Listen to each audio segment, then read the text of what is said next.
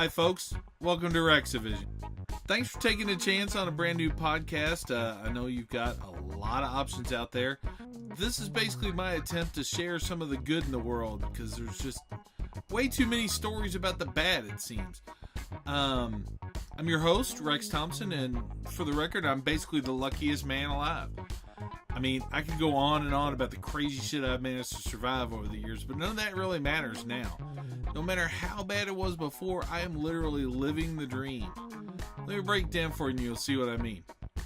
My day job is to photograph, film, and write about concerts and music in general for like the coolest music website there is, Live for Live Music.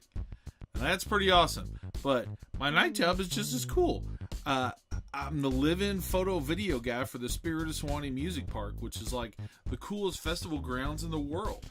So I'm always either traveling around the country searching for the best music to film and share, or I'm at home where all that great music just comes to my backyard. It's like a quarter mile from my door to the Suwannee Amphitheater stage. It's unreal. Some people, they say they want to live in a music festival after they've come out of it, spending the weekend having all that much fun and living in this wonderful community of ours, but I actually did it. And the funny part is, all this stuff I just mentioned, that's not even the best part of my life. Over the last 10 years of wandering the music scene coast to coast, I've been extremely fortunate to meet thousands and thousands of wonderful people on the stage, backstage, and all points in between. I've been searching for a way to share their stories, and I think I finally figured it out. When I'm on my cross-country drives, I play a little game with my friends I call cross-country quiz. Basically, I call everyone on my contact list as I drive and ask them the same kind of weird, kind of fun question, and then pretty much as soon as they answer, I hang up and call the next person. I just go down my phone list until I've either run out of people to call or everyone I know is mad at me for waking them up. You know, and sometimes they have cool stories, sometimes they have new songs, and sometimes they just want to chat because they're so damn bored. But it's a great way to keep connected with everybody, and it's also just fun to hear all the good things that are going on in their lives. Most of my friends, they don't look at the dark side of life and let it rule them. They look for the good stuff, and that's what I want to share with this podcast. Each episode of this podcast is going to be a learning experience, at least for me. We're going to have themed episodes. Sometimes we'll do super in-depth discussions with artists. Sometimes we'll do a themed episode where we'll talk to all the different folks involved in, say, putting on a festival that you don't normally see. It's my hope that their examples of the good things that they do are going to have the same effect on you, the listener, as they do on me. When I hear all the good that my friends are up to, it inspires me. It makes me want to do more, to be more for the world. Plus, you know, I get to surprise my friends with questions about things like cannibalism and time travel, so, you know, win-win. Here, we'll do a practice one so you can see what I mean. Let's call my friend Cody, better known as the Mighty Mighty Chicago Farmer.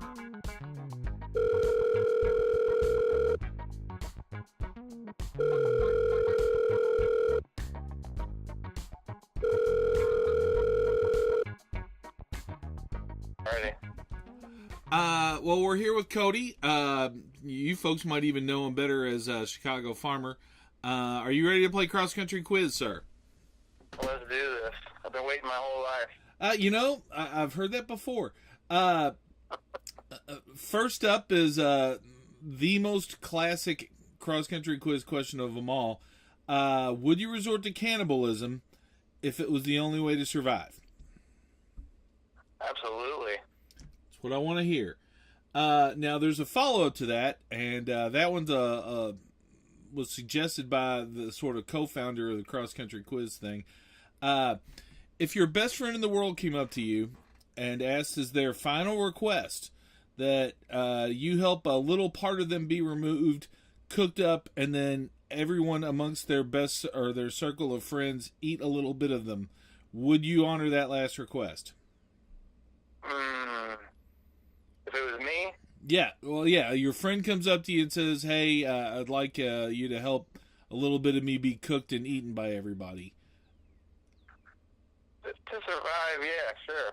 No, this isn't even to survive. This is just a friend of yours asking you a favor as a way to remember them. I just want to get the most accurate answer, so I try and be as deadly clear with these as possible. No, I love it. I don't know. I have to choose a part of them to know. I don't know that you have to choose the part of them or whatever. You know, you might not even, it's just your friend wants you to, as an honorarium, eat a little bit of them after they have passed. I prefer to smoke them, but if it was a really good friend and they're really adamant, yeah, I would go for it, I guess. Sweet. Well, thanks for participating. See you soon. Take it easy. Okay, now that you have an idea how we're going to do this, let's get this all started with an old buddy of mine from high school who's apparently conquering the Louisville restaurant scene, Oliver Thomas.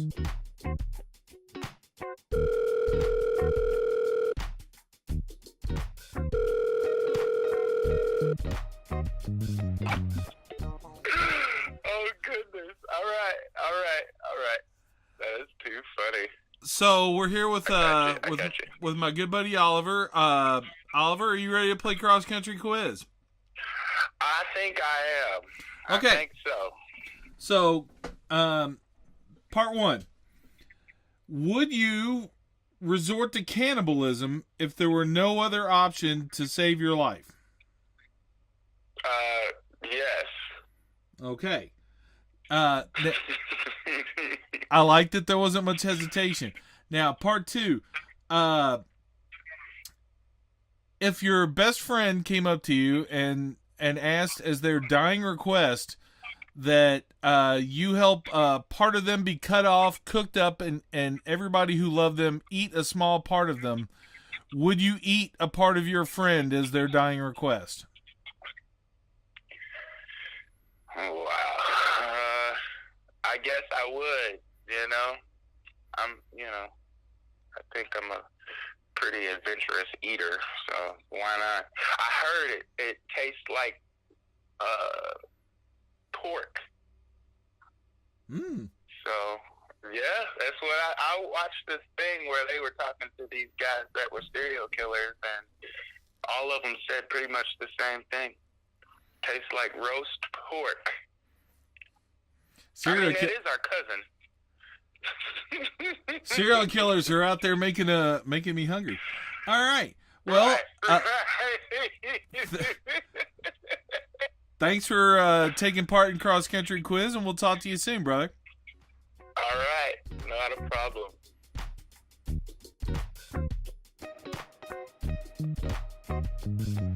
Tell you what, let's get into it with Oliver and hear exactly what he's been up to. All right, now we're taking a few moments to introduce some of the weirdos who are going to be participating in this little podcast of ours. This is a good old friend of mine. I'd like you to introduce yourself here, my friend.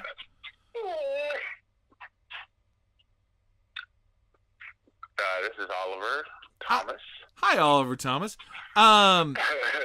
So, how did we meet? Do you remember? Because I don't think I do. I really don't know how we met. I mean, we went to school together. I don't know. Did you play an instrument? I tried. I was terrible. Well, I mean, I think we all tried. Yeah, that's true. So I'm thinking that's probably where we met, was in band class. Now we had your last name is Thomas and my last name is Thompson. I believe there was some homeroom times when we were. Well, yeah, I don't know if we had the same art teachers. I had Miss Minrath, it seems like, for most of my high school. What about middle school? I went to Newburgh. Where'd you go? Oh, okay. Well, we didn't go to middle school together. I went to Myers. Yeah, I don't think I met you till high school. Okay. Well, there you go. So I guess it was homeroom then. That's it. That's what it was. Now we've had some fun adventures in the past. We don't get to hang out near as much as we used to back when I actually lived there and stuff. But right. I do believe most of the stuff we got up to we can't actually talk about. Right. I don't know. Maybe statute of limitations have passed. I don't know. I haven't looked into that. That's one thing I've never really wanted to search online is like, what is the statute of limitations for X or Y? Because I feel like that's got to trigger something. Yeah. Put you out there. Raise flags. Why do they want to know that?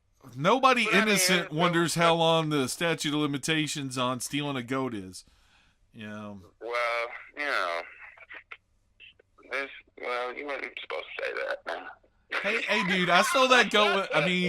That goat was stolen by one person. I'm pretty sure. Anyway, what I did want to touch on though is you've got a kind of interesting second act going. Why don't you tell the folks what you're doing now? Well, I'm running a food truck. I have a barbecue food truck, so I go around and sling my meat all over town. Which again is not what people are thinking. And I'm not trying to tell tales out of school, but if Oliver did want to swing his meat all around town, it would be a sight. That's right. I'm selling it. You can get whatever you want. So, so my normal menu is ribs and pulled pork, rib tips, and chicken. And so then I have a ton of sides. I have more sides than any other truck. Because usually they only have maybe 2-3 sides. I do baked beans, mixed greens, macaroni and cheese, smoked corn, smoked cabbage. Oh, and smoked corn. And blue cheese coleslaw. Yeah. Yeah, it's awesome. Smoked cabbage? Yes, smoked cabbage. Is that coming out dry? How's that? Okay, how you do it is, no, it's not dry at all. It's super juicy. Let's say you take and quarter your cabbage and put butter on it, and then I put my dry rub on that, wrap it in foil, and throw it in the smoker. All right. I got you now. It's one of my biggest sellers. I go down to this blues bar, and Stevie Ray's? Extra. Yes, Stevie Ray's. I didn't know if I could say it. So, no. I go down there. Yeah, I go down to Stevie Ray's Blues Bar whenever they do these benefits for the artists that don't have insurance or whatever. You know, they pass away or they're in the hospital, and we go down there and help out and sell the food, and then we donate a portion of our proceeds to them so they can get whatever they need. But when I go down there, it's like I know I have to have extra cabbage because, I mean, they go so far as to come out and tell me how done they want it. Damn. You know, yeah. So I try to accomplish. I don't know that I'd want people telling me how to cook if I was a food truck. Well, you know, that's one of the things you get used to because they always are going to tell you how to cook, you know. But if I want to sell a piece of cabbage, I'll do it. God, nah, you know? I feel you there, brother. So yeah, I mean, I have trophies and everything, so it's like I'm not listening to them. You know? I listen to my judges, my sanctioned judges. You know, they tell me what's up. Now, as far as like unsanctioned, I got in a contest against all of the barbecue restaurants around here, and I got the grand prize for that and first place piece. You got the grand prize for cabbage? No. Grand prize was we turned in. I think we only turned in like three. I think we did 3 categories. No, I think we did all 5. All right. So it was ribs.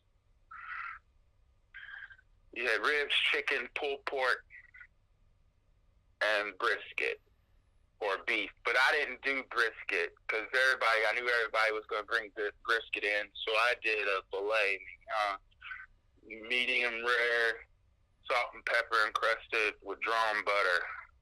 Damn. So that got me first place. and then I got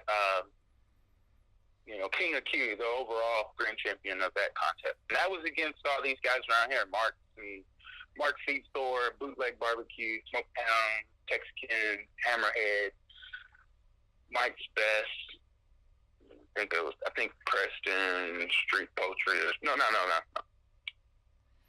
So on that last one. But basically, what you're saying is you're kind of the best at what you do in Louisville.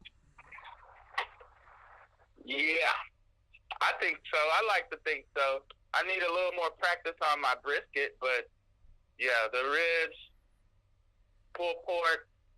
Even my slogan is barbecue so good it'll make you curse. So whenever somebody takes a bite out of one of those pulled pork sandwiches or eats the rib right there in front of me and they're like, "Oh, damn, that's good," I hand them a business card, So right here, you need to read that fine print on there. It sounds like your meat's your business card. That's doing the selling. Yeah, right, exactly. Of course, it is. You can't really put a rib in your wallet when you're done. I don't know. I've seen people stand out there with a rib bone and talk to me with that rib bone in their mouth for 45 minutes. Just no meat left on it. They just sucking on the bone. Well, so at that point, what they're really trying to do is see if you can throw them another rib because you're feeling bad for them. No, they've already paid for it and everything, I'm just now saying. They're trying to get secrets out of me. Ah, okay. Well, that's not anything I'm going to do. One thing I do want to know, though, I don't really remember your cooking back in the day. Well, is that just because you were stingy and not feeding us or something? No, we cooked, Rex.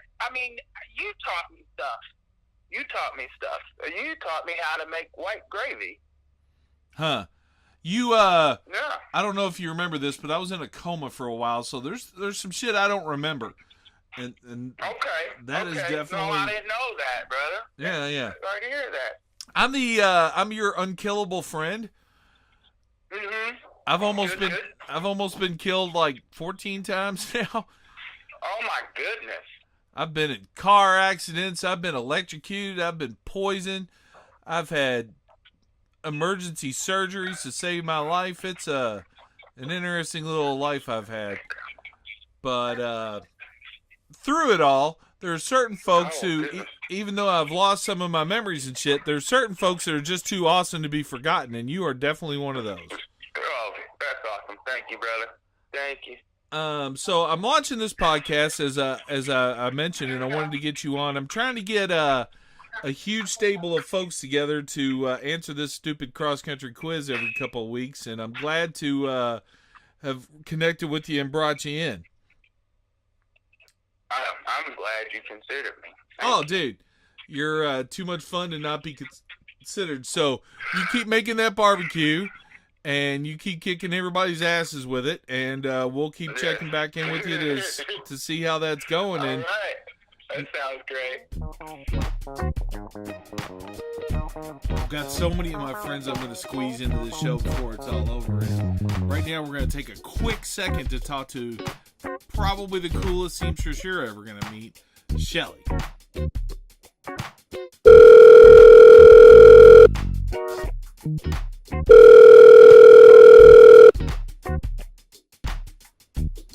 All right, Shellie, are you ready to play our little cross-country quiz game? Absolutely.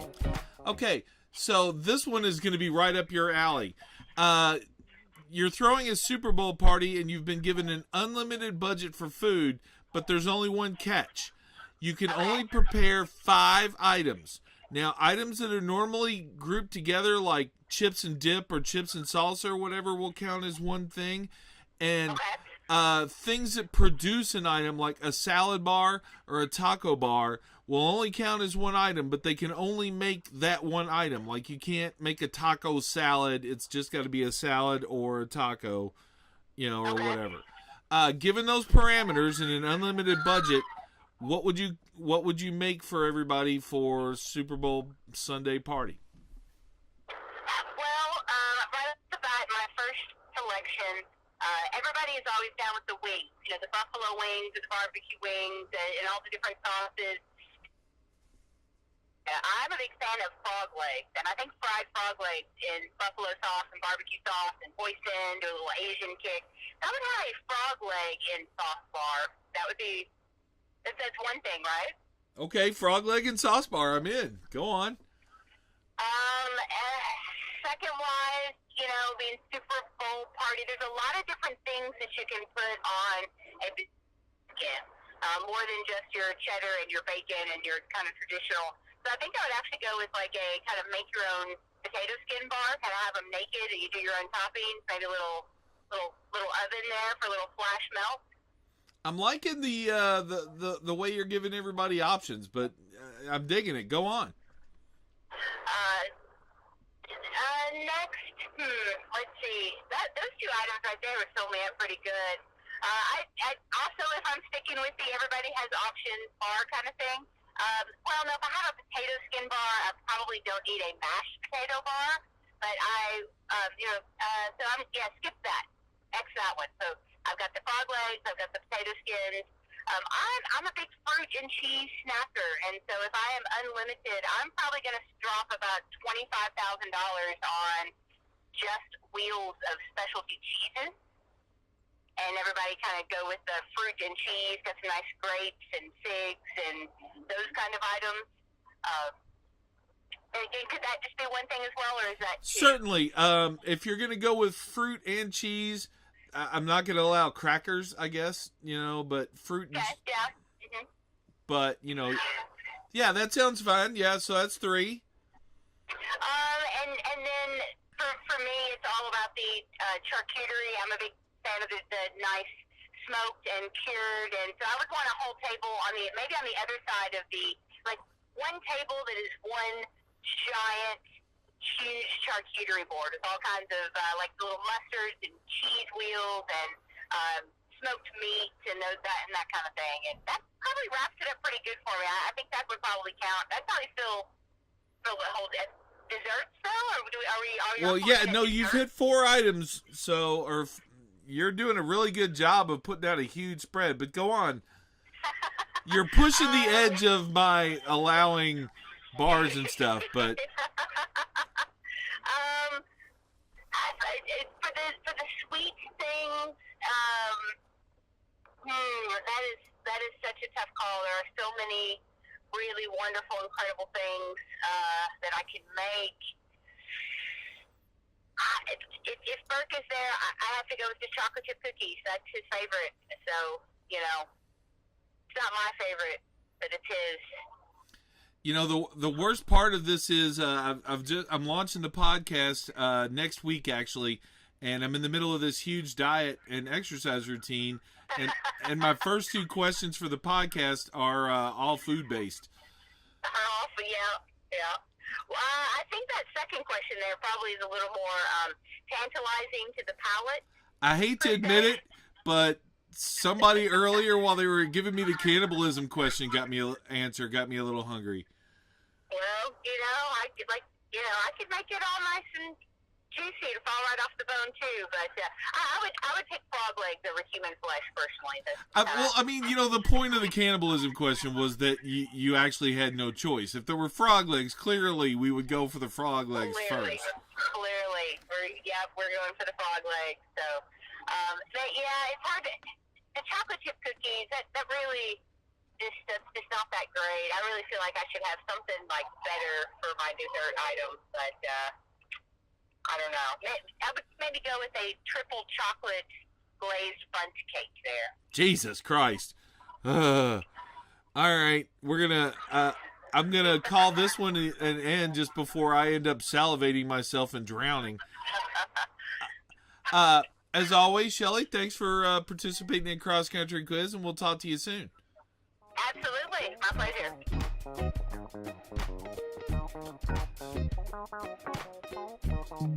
Let's get a little more dirt on why Shellie is so awesome. Okay, so real quick, I have a friend of mine here. Let's have her introduce herself. Sound off, sweetie. I am Shellie Sewsalot, also known as Shellie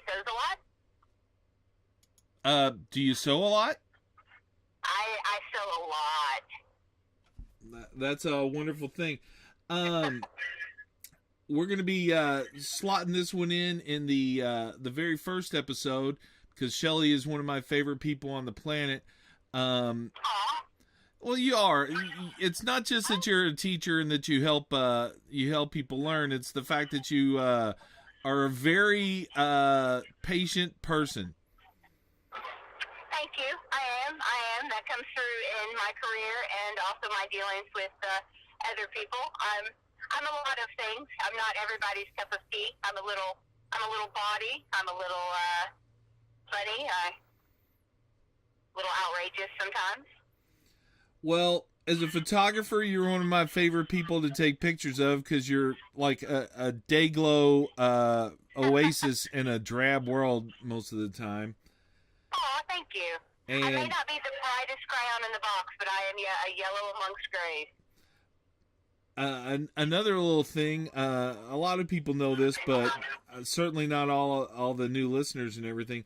One of the things I'm known for was my near-endless quest to become mayor of a certain music festival, and you are, in fact, the woman who made the sashes for which I became so well known. That is correct, all 15,000 of them, and it was an honor.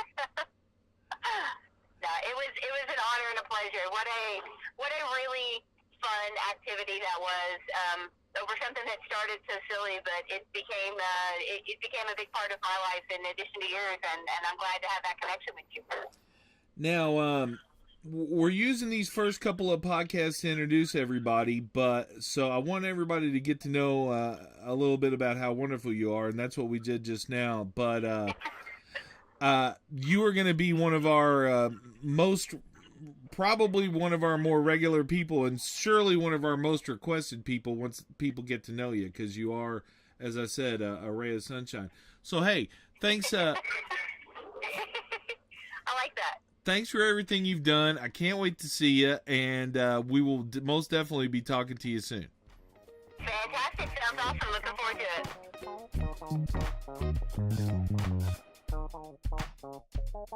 Man, I'm always happy when Lonny answers.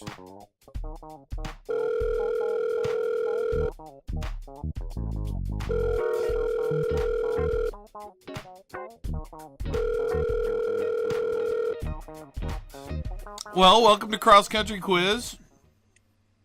Thanks for having me. Can you state your name for the record? My name's Lonny Friedman. All right. Good enough. So, Lonny, we're going to start off with Cross Country Quiz question number 1. Would you resort to cannibalism if it was the only way you were going to survive? I have to take my chances with no and, see how it goes from there. No, I'm telling you, as this question goes, you are for sure's going to die if you don't eat dead person at your feet. All right, well, I guess I'll have to try a leg then. You would eat part of a dead person if it meant life or death. Yeah, I guess I'd have to. Okay, now follow-up number 1. I love follow-up number 1. Follow-up number 1 is the origin of Cross Country Quiz. A friend of mine actually asked me what I'm about to ask you out of the blue one time. Okay. If, as their last request, your best friend on the planet asked you to have a bit of them cut off, cooked, and then everybody who loved said person eat a little bit of them in memoriam, would you honor that last request? Once again, I'll have to go with the leg. So you would. So say if your best friend in the world said, hey, after I die, will you eat a little bit of me? You would. Yeah, why not? Good man. You only live once, right? That's right. He's my best friend. See, this is what I'm saying. For the record, the woman who helped me come up with this question is super hot, so that made the question a little easier when she asked me. Fair enough. And she's also very intelligent and will probably be hearing this and going, why is Rex telling everybody I'm so pretty? Yeah, why are you telling everybody? You got to keep that for yourself. Well, I mean, there'll be pictures and stuff involved in this thing, and she's a big-time musician who needs to, like, everybody know about her. She's an incredibly talented musician. Gotcha. Her name's Rachel. She's in Tyrannosaurus Chicken. Free plug. Okay, final follow-up. This one is specifically for Mo fans, and I know for a fact that is you. If you're in a plane crash and you were forced to resort to cannibalism to survive, and your choice was among the 5 dead members of Mo, which member of Mo would you eat first and why? Well, it definitely has to be Rob, and I'd have to go again with the leg. Okay. Why Rob so surely? Because, he's always running around on stage slapping that bass. You know he's going to taste good. He might taste funky. Who knows? He might. But, when in a plane crash, right? See? There you go. All right. Well, thank you so much. No problem. Thanks for having me.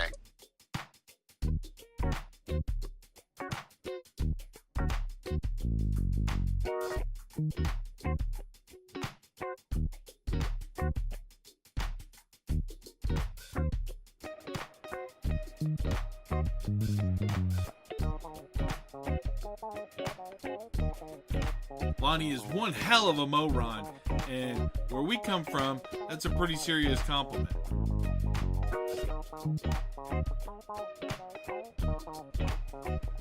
Okay, folks, you just heard Lonny answering one of the questions, and Lonny is a really good friend, a really wonderful moe.ron, and just an all-around super guy. Say hi to everybody, Lonny. Hey, everybody. Hope you all doing really well tonight. Now, do you have... I'm sorry, go on. I was going to say, or today, whenever you're planning on listening to this. Yeah, I mean, yeah.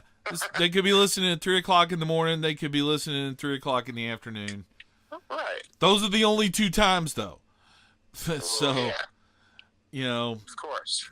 we're kind of serious about when we're supposed to listen to this program. Do you remember how we met? Well, I remember the first time that I saw you was definitely at a summer camp in about 2010. I saw you wearing that Vote Rex. And, how can you forget that face? Oh, Lord. Lord. I just folded a bunch of sashes and did some sash cleaning the other day, so... That's awesome. How many sashes are you at now? I have 6 sashes. One was stolen by someone who I won't name, but sucks. Someone jealous. I mean, whatever. Let them have one of them. I've got the good ones. Now, I mentioned that you were a huge Mo fan. Sure am. This actual piece, I'm going to be sure to block with the interview with Vinnie from Mo. So he will be coming up here in a few minutes for those of you who are listening. But tell everybody a little bit about your connection to Mo. You've got an interesting way you came to find that band. Yeah, I accidentally downloaded them when Napster was around. So that was a really long time ago. I was actually trying to make a Superman mix and found the song Plane Crash. And the rest is history. Now, why were you trying to make a Superman mix? I just love music. And just trying to find songs that had to do with Superman or flying. And Plane Crash came up because we were flying really high, Plane Crash came up, but what's his face didn't? Captain America with the Clark Kent ran for president? I'm pretty sure that was like the 4th or 5th song I heard from them. Okay. You probably felt a little bit of a special feeling then. Of course. So, Lonny, can you tell everybody where you live? I live in Jersey, right outside New York City. And what is it you do? Well, I work in TV, and I license music for them, and I have a really great time doing it. Would you recommend people work in your field? I mean, it's really interesting to see the business side of the music scene. So if you're interested in that, then absolutely. Otherwise, you got to stick to going to see live concerts. See, you're supposed to tell everybody no, because you don't want them trying to take your gig, dude. Well, I didn't really tell them what I was doing exactly, so they'll just have to figure it out on their own. Well, as soon as you're off the thing, I'm just going to tell everybody. Plus, I'm really good at what I do, so I'm not worried about anyone stealing my job. You are extremely good at what you do. This is sort of the first round of cross-country quiz, and for some of the folks that I feel like are probably going to be sort of recurring voices, I'm trying to take a few moments to introduce everybody. You are one of the best moe.rons in the fact that, you know, you really put your heart into it. You make hat pins and give them out to folks. You run the moe.ron board on Facebook and stuff like that, and you're just a big giant cheerleader for Mo minus the little cheerleader outfit. Yeah, of course. I mean, if they had one of my size, I'd try it on, but... Okay, hold on. Where I am. You just came up with the first podcast challenge here. So what you're saying is, if I produced a cheerleader outfit in your size, you would try it on? Challenge accepted. All right. I have a seamstress sort of on call. All right. Well, get on. All right. Sounds like a mow down next year kind of thing to me. That sounds exactly what I'm thinking. All right. Well, when's the next time I'm going to see you? You coming down to North Carolina for the Pisgah show? Well, I'll definitely be in the next New Jersey show, but we'll have to see what comes up next. We'll see what I can do. No summer camp? I don't know about summer camp. I've done plenty of those, but of course I'd love to go back, but we'll see. We'll see how things go. All right. Well, Lonny, thanks so much for being a wonderful friend, and thanks for being a part of Cross Country Quiz. Prepare to be bothered at all times of day and night. Hey, well, you know where to find me. Thanks for having me. I do.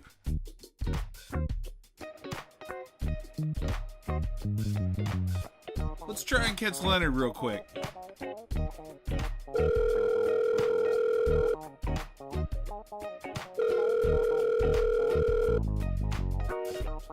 All right, Leonard, it's time to play Cross Country Quiz. Are you ready, brother? Yes, I am, Rex. All right, we're going to start off a little weird. Would you resort to cannibalism to survive? Yes, if I really had to. I mean, yeah. Obviously, that was a life or death one. Next one, not so much. If your best friend in the world came up to you and said that as their dying request, they'd like a small portion of themselves to be removed, cooked, and served to their best friends, including you, would you honor that request and eat a small bit of your dying friend? Oh, God. Maybe if it was part of his heart. I mean, you can request whatever bit you want, but would you eat a little bit of one of your friends to honor their last request? Yes, why not? All right. Now, since you're a Mo fan, you get the special bonus follow-up Mo question. So, yeah, you can probably guess where this is going. So you're traveling with the band Mo, and there's believe it or not, a plane crash, and you're the only survivor. And you're forced to resort to cannibalism to survive, and your choices are the 5 members of Mo. Which member of Mo would you eat and why? Wow, that's pretty heavy. I love this one.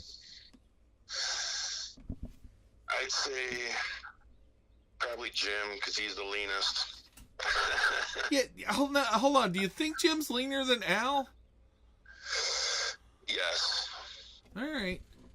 I mean, I guess He's banging them drums all day, man. That's got a little bit more than just moving your fingers. All right. Banging the vibraphone and all that. All right. Well, yeah. Thanks for letting me interrupt your day a little bit, as you were, and we'll talk to you soon. Sure, awesome. This is great.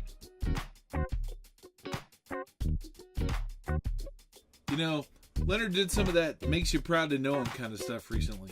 Let's shine a little light on some of the good he's been up to. All right, I'll make everybody introduce themselves because I'm terrible with names. You are? I am Jason Leonard Nendza. I just usually go by Lenny. That's my middle name. It's what most people know me by. Okay, go ahead. Oh, no, please go on. I don't know what else I was going to say. Yay! Introduce my name. What was the second part of the question? I don't know that there was one. I was just making sure you introduced yourself. the reason I wanted to get you on this specifically is because you did a really you did an inspired thing earlier this year. The podcast that you're taking part in is brand new, so you kind of don't know what it's about. But the idea is there's a lot of negativity in the world, and I know so many wonderful people who do so many wonderful things, and I think people need to hear more about the good stuff that's going on than they do. So I'm taking it upon myself to share out some of the positive shit I see in the world. And you did something last fall and over the course of the last several months, it was really kind of heartfelt and touching, and I wanted to share that. So I think you know where I'm going with this. What exactly is it you did? I designed a ribbon, and they had little guys that were all Robs. Okay, now who is Rob? Rob Deerheck, one of the greatest bass players ever. Bass player for a band named what? Mo. There you go. And a little bit of ha-ha, but I think it's an alias there. You know, he doesn't really admit to that, so we'll... Yeah, well, we can X that one out. Yeah. Dr. Guano. You know, you said that, not me. I certainly am not casting any insinuations that Rob is Dr. Guano from Ha Ha the Moose. That's just a rumor. Yeah. So Rob was the reason you created the ribbon, I believe, is because Rob unfortunately took ill last year, and you decided on your own that it might be nice to reach out to the community and maybe raise some money for his family out of all this. Is that right? That is correct. I actually took inspiration from the Adam Boss shirt. It was the R with the ribbon and then the B. And I kind of did my own play on it and just, I don't know, I was sitting here and it was always in my head that I would, you know, within that morning that, you know what, I should make these little guys, little Rob things and put them inside of the ribbon and then kind of, you know, give it some flair. And it ended up turning out real nice, and pretty much as soon as you put that article up, it just went like off the wall instantly. That article that you mentioned, that was on Live for Live Music, and it's important to note again, that you were not the only person doing something like this. Can you remembered the name really well? Could you say his name again for me? I believe it was Adam Boss, but I don't remember. There was also a girl that was helping him also, but I can't quite remember. Yeah, we're going to get to those folks too. I just, you know, I know you, and I had you on kind of the speed dial, so I wanted to bring you out there. And yeah, I mean, as soon as I heard what you did, I wanted to help spread your word out, and I got a little thing on Live for Live Music. And how many rounds of these shirts did you end up having to make for everybody? I had one that didn't take off so well, but I restarted it right away. So technically, I did 6 successful ones, I believe it was. And I raised, I believe it was $6,172. And that was 333 shirts, I believe was the final number. And then I also did lapel pins, which I also sold a little bit later. They came kind of late, and I put $300 from that down on the last t-shirt thing. And then I also donated to a local charity after texting with Rob a little bit that, you know, it was overwhelming and that, you know, I could spread the love a little bit, we'll say. So I picked an organization closer to home for opioid crisis, and that's called Colton's Journey to Liberation. And I've raised about $420 for him off of the ribbons for Rob pins. But yeah, it's been an amazing journey, you know. Definitely put a lot of time and work into making sure everybody got their things and that everyone was, you know, happy with the product. Now, I believe I already know the answer to this, but I got to ask for everybody who's listening, what made you decide to do this? You know what? I don't know. It was, for one, it was Rob, you know, and I just had this idea going in my head, like after seeing the other T-shirt, and kind of stepped forward and kind of designed something up. And then also it was kind of a personal thing also. I had a lot of family members and friends that have either battled cancer or lost the battle of cancer, and, you know, I felt I never really did enough to help them. So this was kind of like something I could do to kind of do it for all of them, plus Rob also, you know. So is this like the first thing like this you've done? Yes, completely. I'd say in this sense, I've done a few like a few little festivals and everything, but it was nothing even on this sort of scale. What was the reaction from the people when they received their shirts and just heard of the idea? Oh, you know, a lot of people thought they were super nice, super well done, very comfortable. Even Rob himself said the shirts were very soft. Yay! Because I got a few up for his kids and his wife, and I guess he tried them on. Maybe, I guess. He's probably worried that you'd done something strange to the shirts. No. I just think he didn't want to wear his own, you know, because, you know, I don't know. Most bands don't like to wear their own band logo stuff unless they're on tour and they're out of clean clothes. Yeah, I figured, you know, so that's why I asked first, and just got ones for the kids and the family. But, you know, everybody seemed to love them. You know, I bought 4 of them for myself, one of each color, and I wear them on the regular. Now, you know, you're talking to a guy who's still wearing. I'm wearing a Vote Rex T-shirt right now. Never getting rid of these damn things. The point is, how did it make you feel doing this? What was your end up? What did you gain from this, like, personally?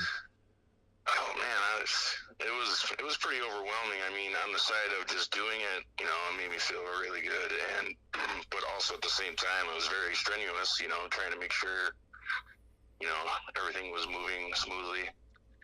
You know, I mean, it was a stressful thing to, you know, take care of almost 500 people, making sure they got all their things in the mail. But it was very overwhelming. I thought it was very successful, and, you know, it kind of warmed my heart, even, you know, to see the excitement that people, you know, especially going to the Capitol shows and the Albany shows and seeing people wearing them, you know, that made me really feel good during, like, the first night back. Got a little misty-eyed for sure when Rob came out, and then, you know, there was tons of people in the crowd wearing them. I got to talk to a few of them, and, you know, it made me feel pretty good. I tell you, when Rob came out on that first show back at the Capitol Theater, listening to the cheer, I didn't actually get to come, but I got to tell you, I was bawling my eyes out here in Swanee, listening to everybody welcoming him back to the stage. That was a wonderful moment. I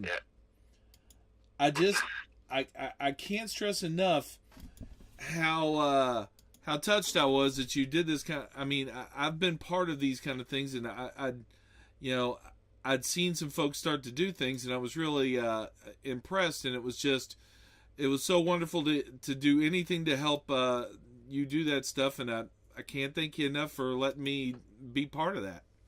Oh man, thanks to you also, man. It really springboarded it, and then, you know, it got me in touch with the band actually, and, well, with their management at least, and it also got me in touch with Rob's wife, so, you know, we could communicate a little bit better, and yeah, it was amazing. Well, you know, we moe.rons, we might be kind of weird, but we try and take care of each other, and I appreciate that you did. Thanks for taking a few minutes to share your story with us. I really appreciate it, man. You have a wonderful day, and can't wait to see what you do next. Awesome, yeah. Thank you for doing this. Actually, you know, I'm not much of a talker on the phone, but I guess once you get me going, you know. I have a black belt in talking to people. most people, there's a lot of folks who say stuff like, I'm not really that good. Just let me talk to you. You'll be fine. Right on. All right. Well, have a great one, brother. Awesome. Thank you, Rex.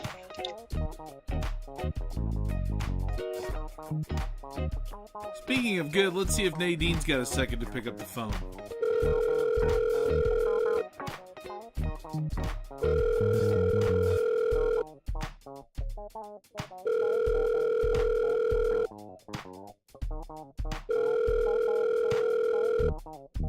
All right, we're back with Nadine. It's time once again for Cross Country Quiz. Are you ready, sweetie? I'm ready. Okay, so you're put in charge of a Super Bowl party, and you're given an unlimited budget for the food. But there's one condition. You're only allowed to serve 5 items. Now, things that are normally served together, like chips and salsa, or, say, a salad bar or a taco bar, they're allowed. They only count as one thing, but they can only make one thing. You know, you can't, like, make a taco salad by combining the two or whatever. It's just, you know, one item can produce the one food group. Okay. So, given those parameters, an unlimited budget, and only 5 items, what would you serve for the Super Bowl party? Okay. Let's see. I have an unlimited budget. Unlimited. Okay, so I get top, first off, like with all 5 options, they'd all be like top quality, you know, organic, like earthy, crunchy, like great quality meat and all that stuff. Well, I mean, you know, go through them as you go through them, but clearly, if you've got all the money in the world, you're going to go nuts. Yeah, we're going to get top quality. So obviously, like some kind of chicken wing, and if we're going to go crazy, maybe like deep fried, like bacon wrapped chicken wing. Bacon wrapped chicken wings? Yeah, man. Like, people like the Super Bowl, especially like dudes. I mean, let's be real. They like bacon wrapped stuff. They like chicken wings. Like, deep fry them. That's it. No, see, I want you to understand something. I love bacon. I love chicken wings. Like, several dozen people have said chicken wings for this thing, but I've literally never heard of bacon wrapped chicken wings before. Yeah, wrap them in bacon. I mean, that's kind of the American way. I'm down, but I'm just saying you've blown my mind. So yeah, bacon wrapped wings, you know, however we want to season them, you know, probably have like multiple different options. So we have like the buffalo style, like an Old Bay, kind of like a dry rub. Well, now, see, here's the thing. You can only serve, like, you know, you could serve, we'd be okay with different sauces, but they can't be prepared differently. So, if you're going to have fried bacon-wrapped wings, then you could have different sauces to dip them in or whatever, but you can't have dry rubbed ones and then this or that. Okay, all right. And I'd probably do all of them, like, as a dry rub, and then have different sauces that people can use. Okay. You know, because you can go wet, you can't go dry. Understood. All right. So, so now we have a meat one. Probably like some kind of chip and salsa. Maybe like a mango, pineapple, like, you know, passion fruit, like some kind of fruity salsa with like pico de gallo, cilantro, things like that. So really like extravagant salsa. Let's see, what else do we got for the Super Bowl?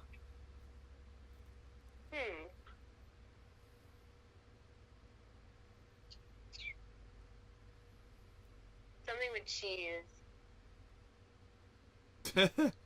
That is the vaguest answer I've ever heard.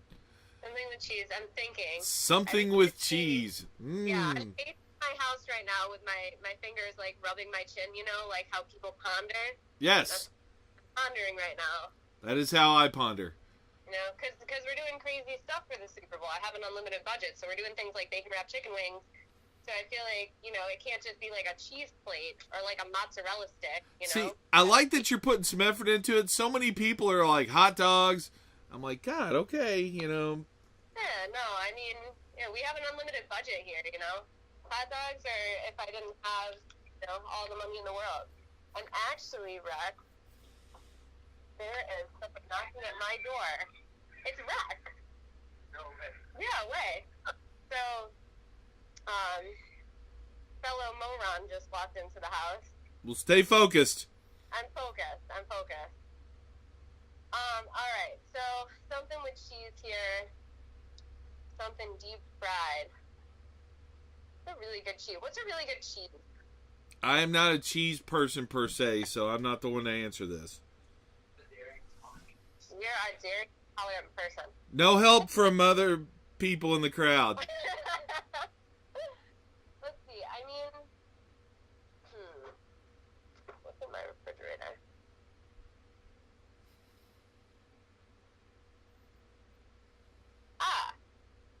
Okay. So, cream cheese, goat cheese, jalapeno stuffed, like jalapeno poppers. So, All right. stuff the jalapenos with like a goat cheese and a cream cheese, like kind of whip that up, and then do a nice like beer batter, and deep fry those puppies.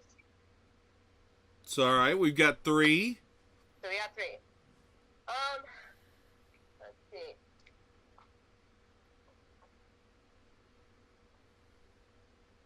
I'd say a meat and cheese plate, like an Italian meat and cheese plate. That's good. We'll allow that. Can that count? Like, a prosciutto? Yeah. And we'll even, we'll be nice about it and throw, like, crackers on that, too. Yeah, well, It usually has crackers and such with it. Okay, yeah, so you're... Multi-grain, the garlic Tuscan, whatever, And then a dessert plate. So, for dessert on the Super Bowl, we're going to go kind of like Betty Crocker Pinterest here and say, like, whatever teams are in the Super Bowl, making really extravagant, like, cupcakes, like mini cupcakes, but that have, like, a good design of whatever teams are playing. All right. All right. Well, that sounds delicious. All right, we're going to go bug the next person. Thank you for playing Cross Country Quiz. Anytime. Let's get Nadine to tell us a little bit more about the job she does and how much she manages to help the world. I always make people introduce themselves the first time, so you are... I'm Nadine Prince. And let's see, how do I know you? You and I met at moe.ron 13 in 2012. I love you people who have memories. Neat. Memories. Oh, God. Yes, for the record, Mo fans are huge fans of puns. Now, where were you in your life at that point when we met? Where was I in my life? Yeah, you were a student, weren't you? I was a student at community college in Syracuse. So I was studying, English and anthropology and philosophy and archaeology, and big futures in the job market and all of those. Yes, of course.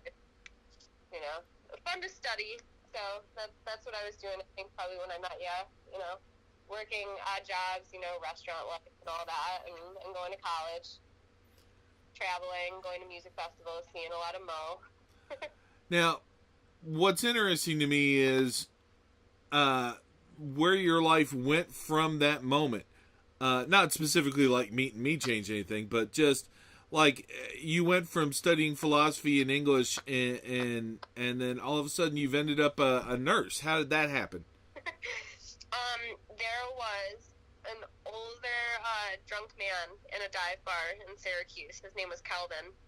And Kelvin was talking about bacon. And I kind of overheard him talking about bacon. And I said, hey, I just made candy bacon for the first time. You want to know how? And so I taught him how to make candy bacon. And he told me I was so nice and sweet and that I should be an LPN. And he talked to me for about 20 minutes. Hold up. For everybody out there, what's an LPN? Well, that's what we'll get there. Okay. So this is kind of part of the story is asking what that is. So Calvin's talking to me about, I be an LPN and his son is an LPN and he makes great money and it's a really rewarding profession. And he just talked and I was designated driving that night, so I didn't have a beer in me, but he had several in him. So once I finally kind of got this guy to stop talking to me, I headed back home to my parents' house, and I go, hey, Mom, this guy at the bar just talked my ear off for like 20 minutes about being an LPN. What's an LPN? My mom goes, well, it's a licensed practical nurse. And she goes, but if you're looking at LPN, why don't you look at RN? And I go, what's an RN? And my mom goes, it's a registered nurse. Okay, And you probably should have been able to figure that second one out on your own. But I didn't. I didn't know. I don't have any family in medical, and, I was always like, the philosophy student or the... Yeah, but weren't you studying English too? I mean, English, those are words. That's fair. I probably could have, used my common sense for that one, but Mom was right there to ask, and she usually has all the answers. So I asked her, and that's what she told me. That's kind of how that happened, So from there, you went into medical studies. How long did that take you? So my prerequisites, I cranked out in about a year. I graduated my 2-year program the same semester that I was beginning my nursing prerequisite classes. So anatomy and physiology and chemistry and psychology. I took all of those classes, and I also took Pilates because I needed to fulfill a gym requirement before I graduated. So I finished half of my prereqs, and I finished my Pilates class strong and graduated with an associate's degree in May 2013. And then I stayed enrolled in the 2-year college that I was in. And that summer, I took microbiology. And then that fall, I applied to nursing school and signed up for the rest of the prereq courses, like the second anatomy and physiology and the second psychology. And then when I applied to nursing school, they could see that those final prerequisite classes were pending grades because I was currently enrolled in them. So I found out I got accepted into nursing school about a quarter to halfway through that last semester doing my prereqs. And then I started nursing school that coming January. So I started nursing school, I think it was technically January 2014. And then my nursing program was about 2.5 years. I switched around my schedule a little bit. It's typically a 2-year program, but I did it in about 2.5.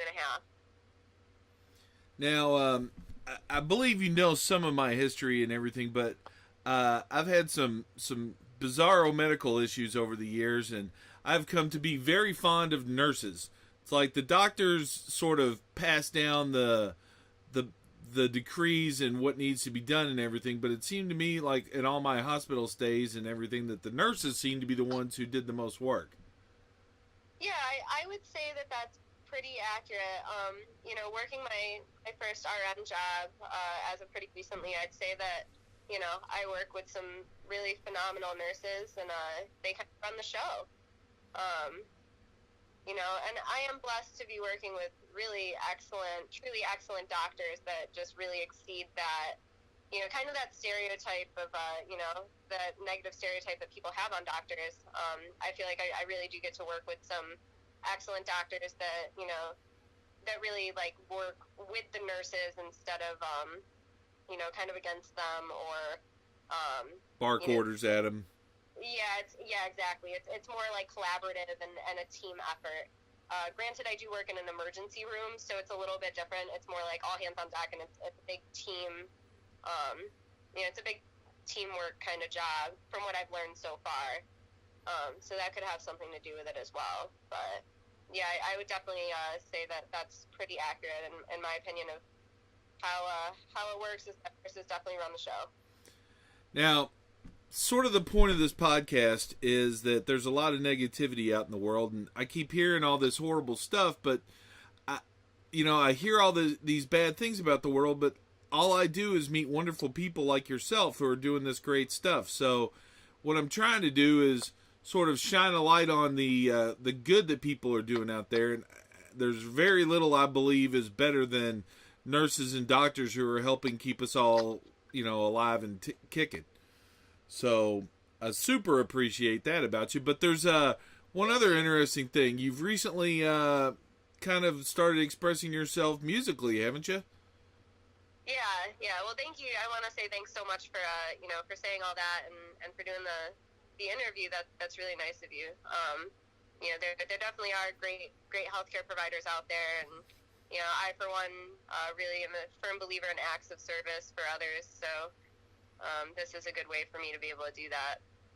And, so just what you're kind of building up to and coming off of here, about a year and coming on like 4 months now, year and 4 months, I got my heart broken, and I decided to pick up a guitar and learn how to play some old traditional folk songs that were kind of calling out to me and were making me feel better to listen to. And I said I need to learn how to play those, and I'm going to go play them in a bar at an open mic downtown in Syracuse, and see if that makes me feel better.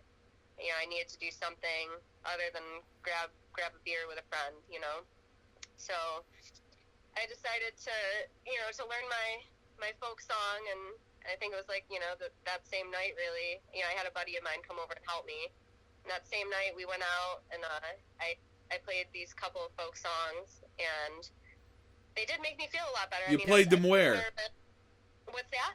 You said you went out and you played these couple of folk songs. Where'd you play them? I was at Funkin' Waffles in downtown Syracuse. So you played them to a crowd, an audience? Yeah, yeah, I did. It's not like there were hundreds of people there or anything, but it was it's a local bar venue in Syracuse. It's pretty well known. So I went there, and I just kind of went for it. I was pretty nervous. I wasn't much of a singer. I sang in the shower, and was pretty shy to sing. But I've always really loved music my whole life, so I just figured I could try to use it as an outlet to help me with stress and feeling sad at the time. And it did help. So, I said, that was kind of scary, but that was real fun. We should do that again. Let's do it again. So the next night, found out that Shifty's, it's another bar in Syracuse, that they do an open mic night. So I went into Shifty's with this friend of mine, and we went into Shifty's, and I played my two traditional folk songs, and didn't get booed off stage. And I said, that was real fun. We should do that again. So every Tuesday and Wednesday night for about a month, that's what I was doing. And then a buddy of mine, Ben Bulgis from a band called Spring Street Family Band, he's in some other musical projects as well. He asked me to play his set break at Al's Wine and Whiskey Lounge at the end of January. And it was kind of last minute. It was kind of spur of the moment. But I was really excited, and I was meeting so many people that played music from doing these open mic nights. I was meeting great musicians all over Syracuse. So I got a hold of some of them, and I said, hey, man, I just got invited to play at this really cool bar in Syracuse for a few songs. I'm wondering, do you want to play lead guitar for me, and do you want to play bass for me, and would you bang on a cajon, and would you play the drums? And so luckily all these awesome musicians that really love playing music like I do, all came out and met me at the bar, and we just kind of winged it. We played some Folsom Prison Blues by Johnny Cash, and a couple other folk tunes that I was learning at the time. And we just all had so much fun. It was really fun to play with other people. And then I started getting asked to play at different events and play music around. So that's kind of how it started. I went on a couple road trips and walked into venues and talked to them about, being a traveling musician, looking to play some music. And, sometimes that goes up, sometimes that goes down. But, you ask, the worst thing someone's going to say to you is no. And usually they don't. I've had more yeses than nos. And so I've been able to play music in Massachusetts and, South Florida and, Milwaukee, Wisconsin. So I've played music all over since then. And it's been really cool. It's another way that, to connect with people. Nursing is a big way to connect with people at a time where I think they're most vulnerable. One doesn't have their health in perfect condition, and they come to you sick and not feeling well and looking at you, asking you, like, help me. That's a pretty, it's a pretty intense moment, and, it'll really touch your heart, and you can really connect with that person by helping them. When you have the knowledge base and the skill set to do so, and letting them know that they're not alone and that you're there for them and you're going to do everything you can, do the best you can for them and keep them safe. And then, then I have like this music side, which is another way to connect with people through life experiences and stories. Everybody's had a broken heart. Everybody's gone through, travel, and trying to find their way, trying to figure out what their purpose is here. And I try to write songs because I also stopped, not that I stopped playing so many cover folk songs, I just started writing my own more. And I've been writing for a bit now and have most of my own songs that I play. I rarely play the cover songs out now when I perform. And it's a nice way to, you know, to share my stories with people. And then after I'm done playing, people come up to me and share theirs with me and talk to me about, you know, their experiences and their stories. And that's a nice way to connect with people too. Well, it sounds like you've managed to find a wonderful balance, and you're like healing people through medicine, and you're helping people through your music. And, you know, that's the kind of stuff I love to hear about people doing out in the world, and that's one of the reasons I wanted to reach out to you. Thanks for doing what you're doing, and yeah, thank you so much, man. Really appreciate the phone call and, you know, and you asking about what I've been doing. You know, thanks for taking the time to listen, and, you know, really appreciate it. Oh, it's no problem. You know, we're friends. I follow you on the medias, and we chat occasionally. And like I said, I want other people to know that, you know, you can just help. You can just, you know, be brave enough to get up on open mic some night. You can just decide to go into medicine and do what you can to help people. There's plenty of ways in the world that we can serve each other, and it's a wonderful thing that what you're doing. Yeah, thanks. And yeah, you know, just to go off of that real quick, I mean, you really can do an awful lot of things for people in big ways and small ways, and sometimes the smallest ways are the biggest ways. You know, I've had a lot of people in my life that, you know, I call them earth angels, and they just come into my life even for just a few minutes, but the things that they say or like the acts of kindness that they do just in like a really quick, brief moment, they've made my day, and they're the stories that I'll like write songs about, you know. So really, I mean, like saying hi to someone, letting them sit with you at a bar if you're sitting by yourself, or holding the door open for someone, or telling someone, hey man, like have a great day today.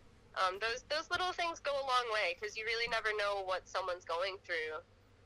You know, someone that you're saying, hey, you know, I hope you have a wonderful day today, to someone who just spent, you know, 6 hours in the hospital for, you know, say their father being a patient up there, you know, who's sick, then comes out of the hospital and hears, hey, you know, I really hope you're having a wonderful day today. Could really like lift someone up a little bit, you know, in that moment, you know, just to have a little bit of positivity or a little bit of a smile. So they go a long way, and, you know, people can do anything they want to as long as they want to. You know, if you want to go play music, or if you want to, you know, work in healthcare or anything you want to do, you can go do it. You just got to work at it. You know, you got to try and practice and follow through with telling yourself you're going to do it. You just got to act on it. Exactly. I mean, you kind of summed up my point. I run around trying to brighten everybody's day with my babbling weirdness, and I don't know, I like to think it's got the same kind of effect. Well, sweetie, I'm going to go on and bug the next person here, but thank you so much for taking a few minutes to chat with us. Yeah, thanks a lot, Rex. It was really good to hear you, man. I hope to see you this summer. Oh, you know you will. All right. Chat soon. All right, darling. Talk to you soon.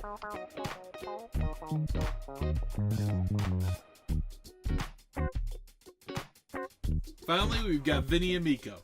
He's a foodie, he's a snappy dresser, and he's the drummer of my favorite band, Moe. He and his 4 friends make some pretty awesome music, and they generally let me share the magic with all of you folks. So, right now, let's see what his thoughts on Super Bowl dishes and cannibalism are.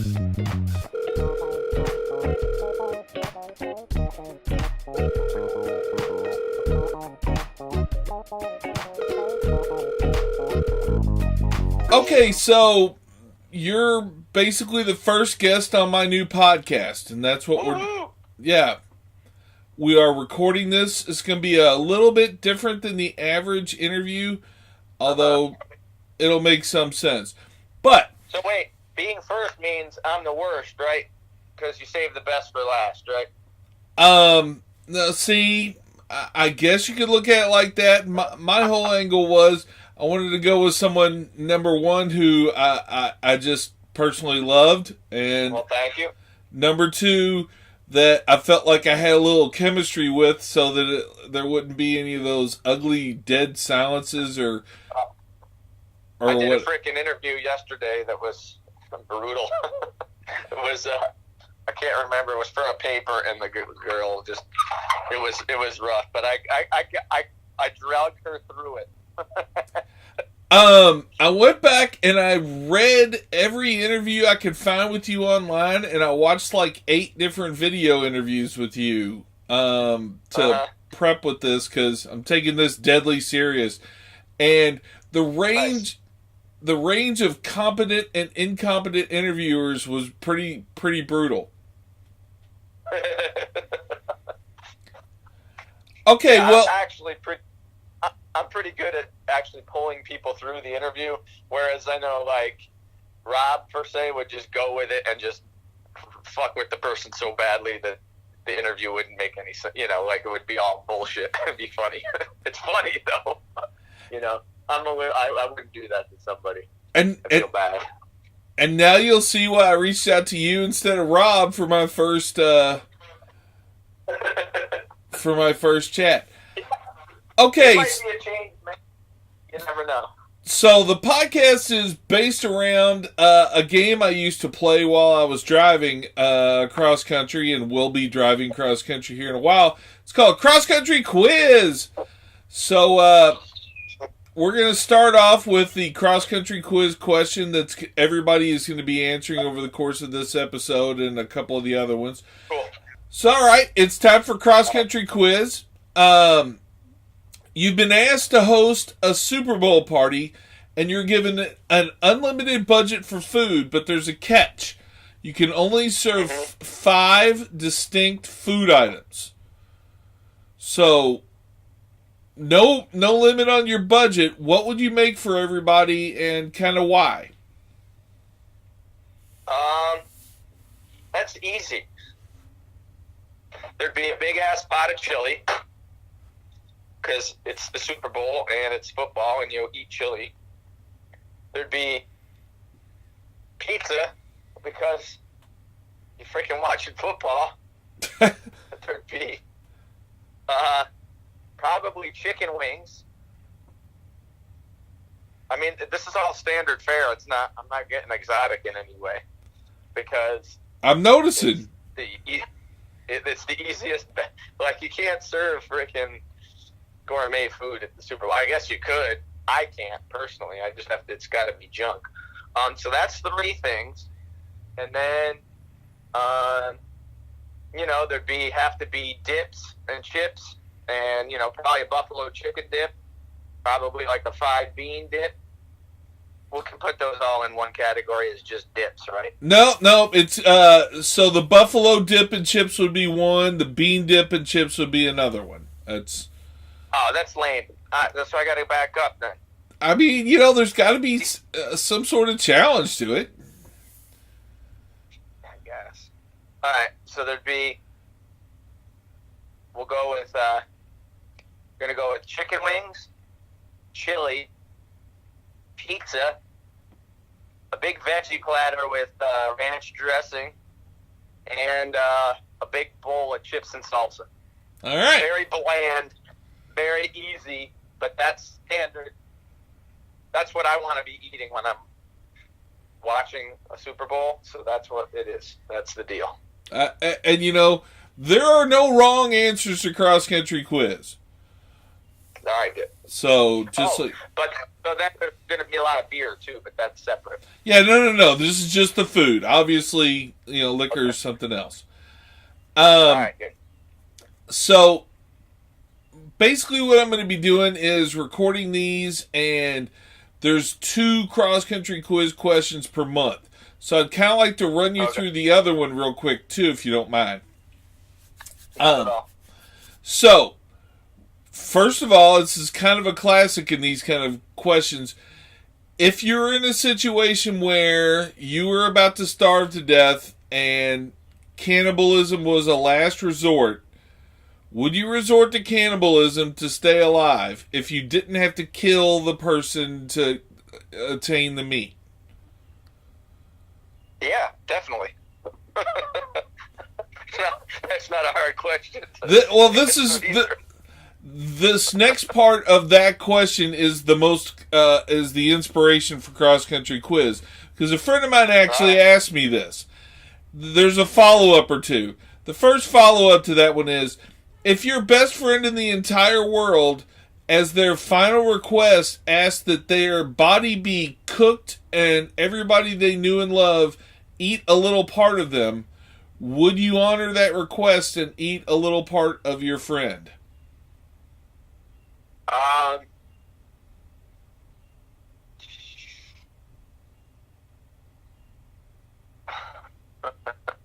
Ha-ha! What are you doing to me, man? Cross-country quiz gets interesting. Ha-ha! I can't answer that question. I don't know. Am I going to die in this situation, too? No, this is just one of your friends is a little bit weird. Yeah, I'm going to say no. Okay. Now, I'm sorry to put that puts you in a little bit of a weird spot. This next part's really going to put you somewhere strange. Wait, hold on. I got to go back to that one. I answered that too quick. So my best friend, and it's his request to eat part of him? Yeah.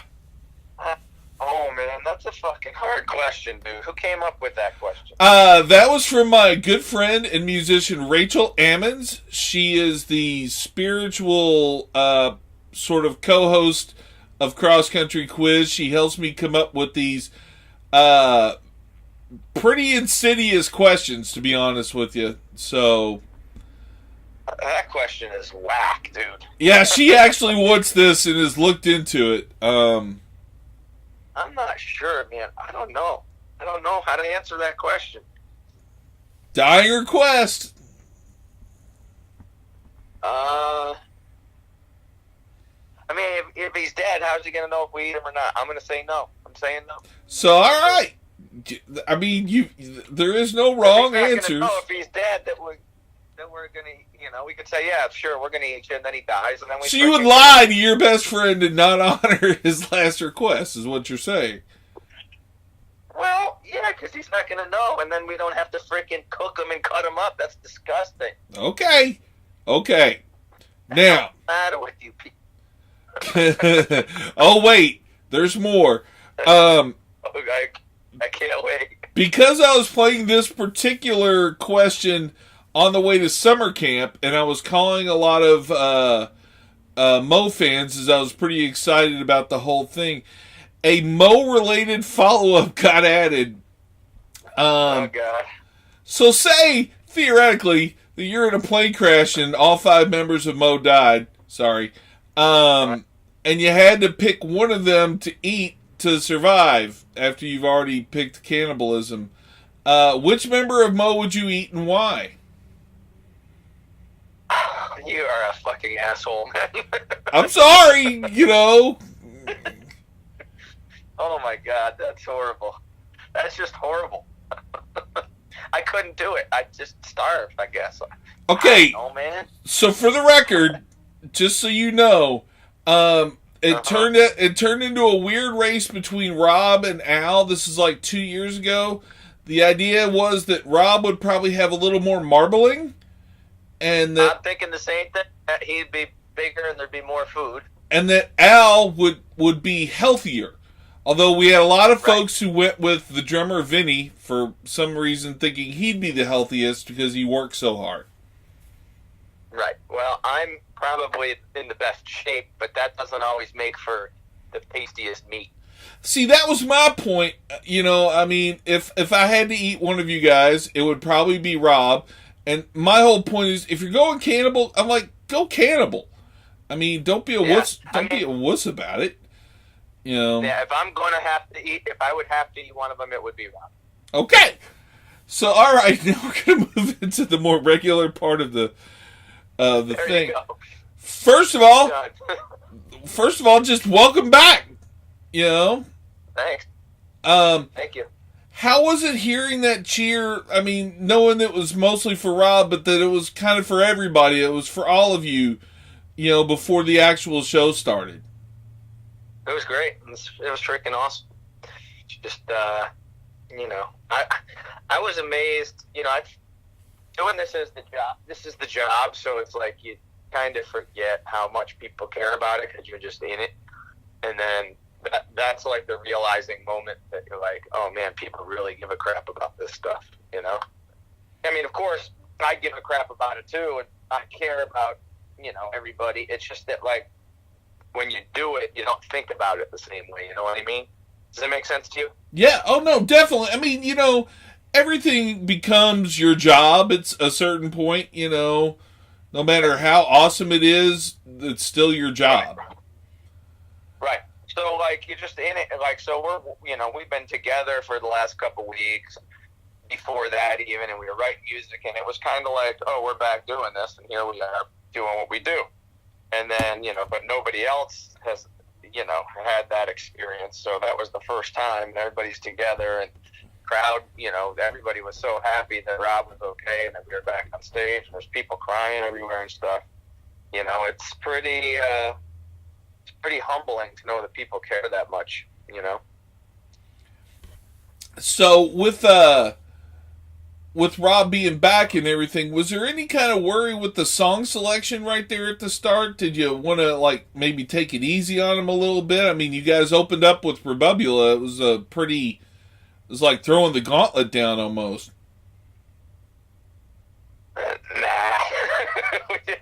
No taking it easy. He said he was ready to go. And, you know, we just kind of felt that was the best tune to start with, you know, that everybody would be psyched about. So I love the idea that, you know, the way you said it is like, he said he was ready to go, so screw it, you know. I'll take it easy. I mean, we kind of talked about it, so, and then, you know, at the end, because we kind of put the set list together. Well, kind of, actually, I guess Al kind of threw it together, but we all had the ability to yes or no any of it, so, and that stuck, so it was on. That's what we did. In the past, you guys had like an alphabetical rotation to set lists. Is that how it's going to continue to be? You know, once we get through our first 6 shows, yeah, I'm sure that's how it'll be. So we kind of did it together, these first 2, although Al kind of drew up the first one, and then Chuck and I kind of did most of the second one. So, but it was still kind of by committee and not so much, I'm just going to play whatever the hell I want, because we haven't gotten through all the songs yet, you know, just to make sure we know how to play everything. So, not everything was on the table.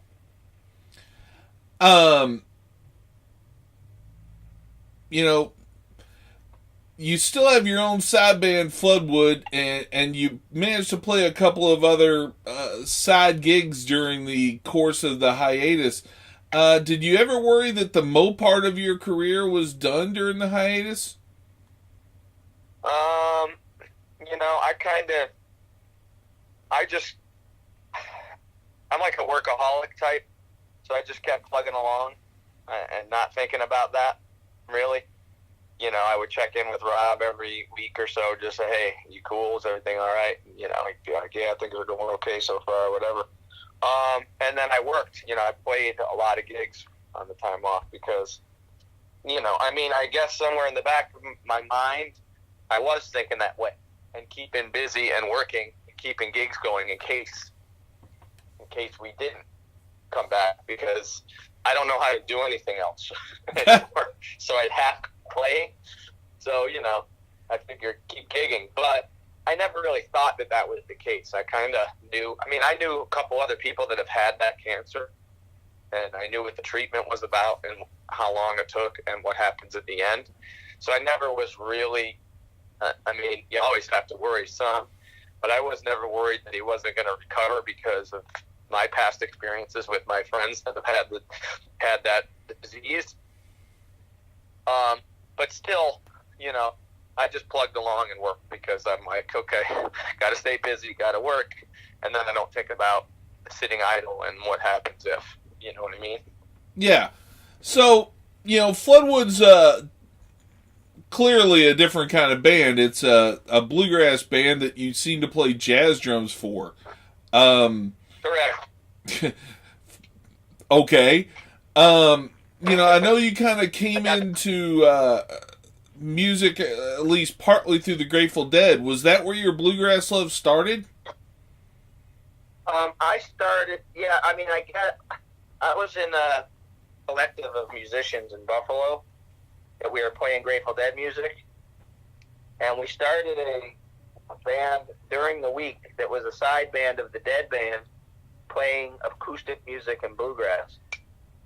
So that's where I started getting into it, and just the musicianship was so high at level that, here is the classic example of, the drummer hanging out with musicians. But it got me to be a better drummer, and it got me loving that music, and that's kind of where it started.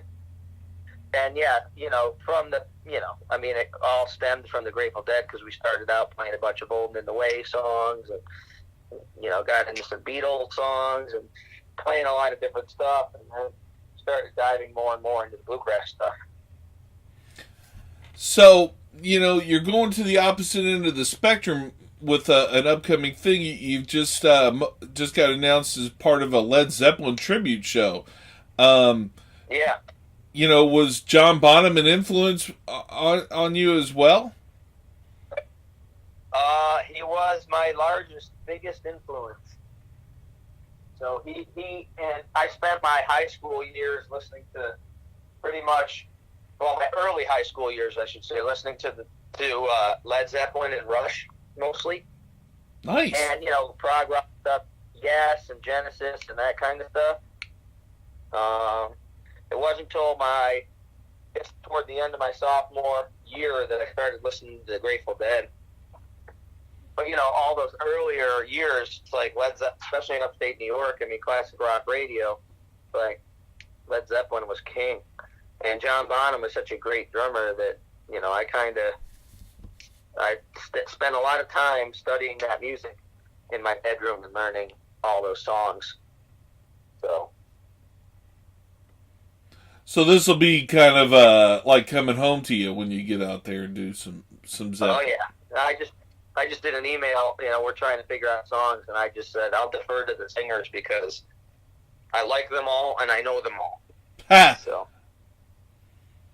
So you guys going to get to do maybe more than one song, or is it just going to be? Hopefully we get to do a couple. I don't know. We'll see. I think we're going to at least have a couple in the can and ready to go. So let's see. Over the last couple of years, you guys have changed how you tour. You've been focusing on doing like mini runs in cities and festivals, and less on sort of the hopping city to city on a long tour bus run. Is that what you're looking to do in the future, or how are you looking at the upcoming summer plans? No, I think we're going to get ourselves back into touring probably. I don't mind that schedule. If it works, and it seems to work okay, but it doesn't always work. There's going to be times when you need to be on tour. We're going to start out slowly because Rob's not 100% yet, and probably couldn't do 6 or 7 shows in a row and be on a bus, or 9 shows or whatever the hell it is that we do in a row sometimes. But we'll get back to doing some touring. Either later in this year or at least by next year, we'll probably be back on the road pretty regular. Sweet. Clearly everybody is, aching for an announcement, but nobody wants to push Rob. He needs to, settle back into his groove. Did we announce that we got a little Northeast run coming up that's going to be a couple weeks? We announced that one? I don't think so, but this is going to be coming out long enough in the future that you don't need to worry about, Yeah, it's getting yelled at. I thought we did.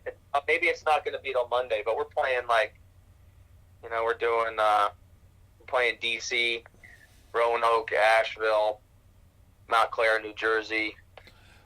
Did you say Asheville? Asheville, North Carolina. Yeah, Black Mountain Pisgah Brewery. Yeah, I will definitely try to be at that. I think it's April 21st, maybe. I love you guys to death, but this whole Maine stuff, that's just not happening. Yeah, I don't. If you like snow, we're just getting pummeled with snow up here nowadays. I live in the spirit of Swanee Park down in Florida. I'm the house photo video guy now. It's it's 81 today. So y'all can have that snow all you want. I'm gonna go swimming. Yeah, we got 9 inches yesterday, and it's snowing. We're supposed to get another 4 today, and God knows it's not going to stop till April this year. Probably it's going to be a long winter. So, but it doesn't. I mean, I'm used to it. I grew up in this area. It snows. It snows from November to March. So it's just the way it goes. I grew up as a kid from the ages of 7 to 14 and outside of Detroit, Michigan, and that's I that's how I think of winter too. But yeah, it's snow. But yeah, outside of Detroit, you got it's freaking cold. You got a lot of snow and cold from November to April. Almost 6 months. You pretty much are in the snow. Yeah, but then I developed some strange old health problems, and I gotta tell you, living where it's sunny all the time, it's not terrible. I don't know. Yeah. Your knees hurt a lot less, right? Oh yeah, everything hurts a little less. So a lot of bands rely on their drummer to act as like a stabilizing and guiding driving force. How much control do you feel in the moment for like the jams and such during a show? I always kind of, I try to, I think the drummer's kind of the leader in a lot of ways because, they kind of drive the tempo and the feel of everything. None of the other guys in the band will probably agree with that, but it's kind of, at least in this band and other bands, different people kind of feel that way. But I think it's in a lot of ways we lead, but you can't lead by there's no melody, so you can't be like you're not doing any of the cueing and you're not doing the soloing and all that. You're just kind of driving everything forward so nothing slows down or ends up dragging out. So maybe not the leader as much as the pacer. I'm like the pace car, Gotcha. You're the little mechanical rabbit on the track. Exactly. Moe's beloved for a lot of reasons, but one of the things that most of the more diehard morons will cite is the segues. I've heard it, you guys go from one song to the next without stopping, and you play sort of inspired by the moment instrumental bit. I'm sort of explaining this for the people who have no idea what I'm talking about. I've heard it said that musicians view playing together like a conversation. Would that be a fair way to describe what you guys are doing during the segs? You're all talking to each other? That is exactly right. I was just doing an interview yesterday, and I explained the same thing. It's like everybody's listening to each other and communicating. So, yeah, we're basically just having a conversation. It's just a musical conversation because, we don't plan that stuff in between. We just, we're doing this, and then got to get from here to here. So everybody's got to listen to what everybody else is saying and contribute to that conversation, and that's how we get from place to place. Now, are there ways that you guys can can you, how much of a conversation is it truly? Can you crack a joke? Can you sort? Absolutely.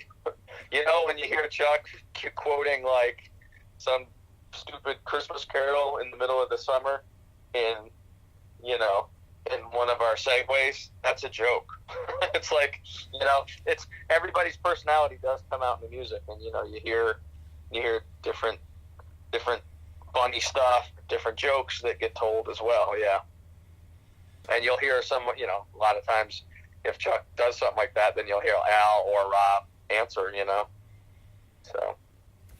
So, basically, paying attention rewards itself as fans, is what you're saying. If you're really... Absolutely. So... Absolutely. Yeah, that's another great reason to love you guys. I also view music as sort of, especially when there's no lyrics going on, like is generally during your segues, I view music as like emotion distilled into a thing. Do you ever have that feeling like you're sort of playing an emotion and not a melody, or obviously you're not playing a melody, but you know, like that you're trying to evoke an emotive feeling in your audience more than anything else? Oh, absolutely. I mean, I play with a lot of emotion. Like, I'm constantly like, because I'm smashing stuff, there's a lot of emotion going on, whether it be anger or, whether it be happiness, whatever it is. And I believe that you hear that in everybody's playing, and how they play and what their personality comes out.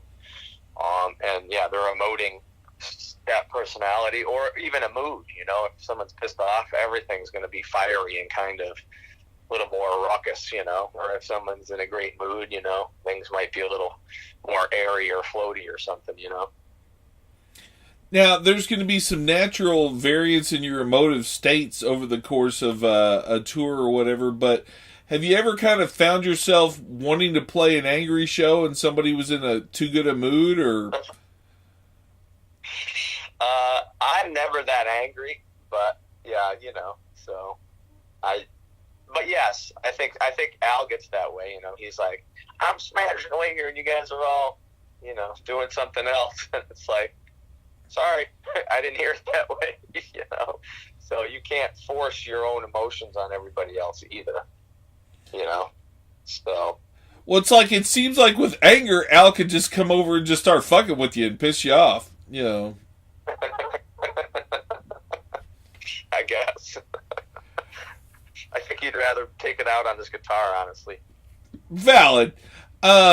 You've been having these conversations with the band for a really long time, these musical conversations. The band has a pretty significant anniversary coming up in a way. January 23rd, 1999 is credited as sort of the final gelling of what's considered now the classic Moe 5-guy lineup. January 23rd, 99? Yeah. Is that? That's what my research... Our first show with Jim back? Is that the deal? Yeah. Gotcha. So, do you guys have any plans? Is there any thought to maybe making that a celebratory show or something? Next year it'll be the 20th anniversary of that. If I had to guess, nobody even knows the date, the significance of the date. That's the first time I thought about it when you told me. So, I tell you what, though, if you get to interview all five of us and do this podcast, and you pose the question to everybody, I bet you it'll spark a conversation, or at least everybody's idea that, oh, right, we're coming on 20 years of this particular, of what has become the permanent inception of Moe. Well, clearly, I would, just knowing who I am, be planning on, interviewing all five of you for the podcast. I try and interview all five of you once a year. Right. So, maybe I have issues, but whatever. So, okay, is there a new record on the way? Well, we haven't started it yet, but we have a bunch of songs, and we have been discussing where we will do said recording and who will be involved, so it's in the planning stages. Now, when you say who will be involved, like all 5 of you guys will be there, right? No, I mean engineers and producers and stuff like that. So, or lack thereof, producers. So. You guys don't need like a photo video guy who'll just sit there and smile, right? I am not the person to ask that question. We tend to do some documentation. That being said, I wouldn't want to work. I just want to sit there and smile. That's okay. Jeez. Probably okay.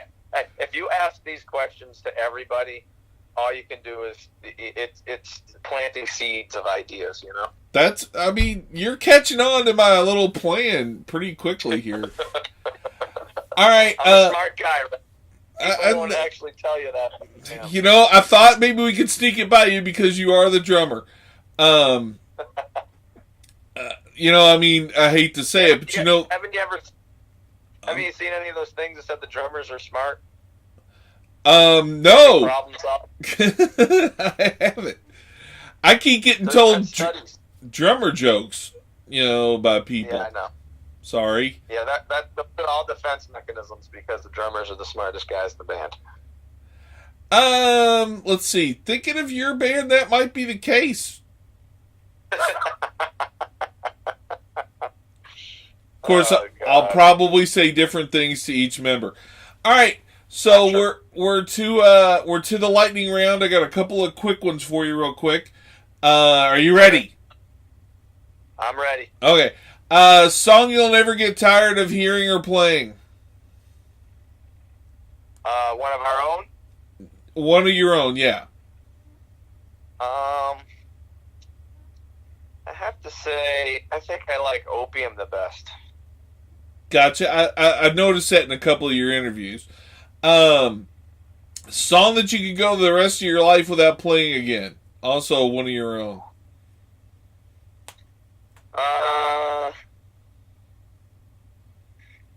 Let me think about this for a second. That's a tough one.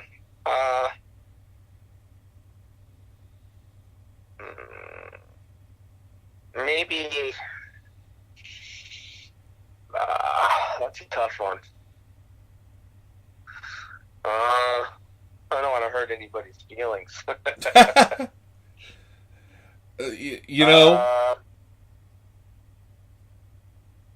I'm not sure. I'd have to say probably maybe Bring You Down. All right. You're my first guest, and you're destroying the lightning part of the lightning round. Sorry. Best way to clean a cast iron skillet. I'm going to tell you, it's the wrong way, but it's soap and water, and then you just re-oil the pan rather than freaking dealing with salt and all that bullshit. Just freaking get it's like a SOS or one of those. Just freaking wipe everything out and then just dry it and re-oil it. Thanks for participating in the first Rexivision podcast. Thanks for all you goofballs have done for me over the years, and can't wait to see you guys do what you do again soon. Yeah, so keep it on your radar toward the end of April, because we'll be not getting to you, but closer to you. No, that's within half the continent, not in the dead of winter. That works for me. Right. I mean, I moved back to the East Coast to be closer to my family and honestly to be able to see more Mo shows, but nice. I'm still not driving up to Maine in January. I love you guys, but I'm just not doing it. I hear you. All right. Yeah.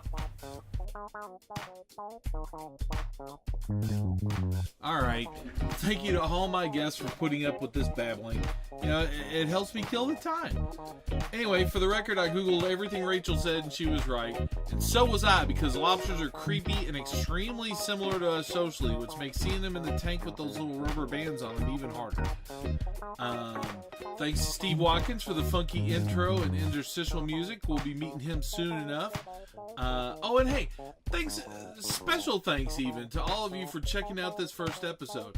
If you made it this far, I'm both impressed and sincerely grateful.